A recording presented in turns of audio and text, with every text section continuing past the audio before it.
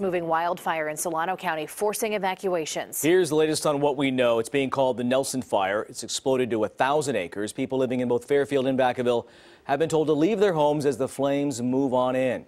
It's burning in dry, grassy hills in the Paradise Valley area between I-80 and Peabody Road. So far, there are no reports of structures being damaged. And with that, we turn to CBS 13's Macy Jenkins, who's live tonight following this breaking story. The latest on the flames, Macy, and the evacuations in place.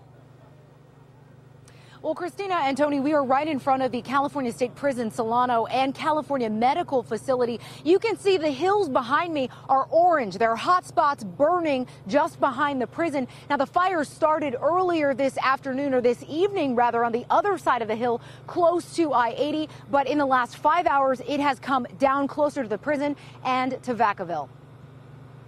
Fire has jumped over the ridge down here, and we've never seen it this bad. Fire ripping down the hill, forcing hundreds of families to make a split decision: wait to evacuate or get out now. I was coming home from work, and the flames started on the backside, and then when I got home, they started to crest over the peak, and they were coming down the mountain on the backside of the prison. Bob Minter watched from his backyard as the flames inched too close for comfort to his home. We came out here and started seeing flames probably 300 feet away, maybe. So it was just kind of like a wall of fire just sort of creeping this way. Hours earlier, trees lined one side of the prison. Now there's nothing left but black earth. He and his neighbors in the Foxborough community packing up what they can and looking to police for more information. Some still waiting before they go. No, we're not leaving yet, but that's why I'm staying out here to see if we're going to leave.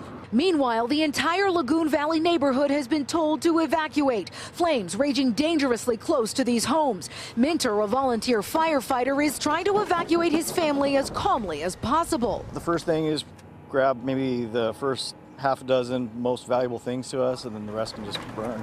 His family of 4 already shaken by the car fire, where his uncle, aunt, and cousin lost 3 homes just weeks ago. It kind of puts it all in perspective. Now, evacuation orders have been lifted here in Vacaville, but some are still in place over in Fairfield. The SPCA, we got word earlier this evening, evacuated more than 100 animals from its shelter, and there has been a shelter for people set up at a local high school. Scary night for a lot of people. Macy Jenkins.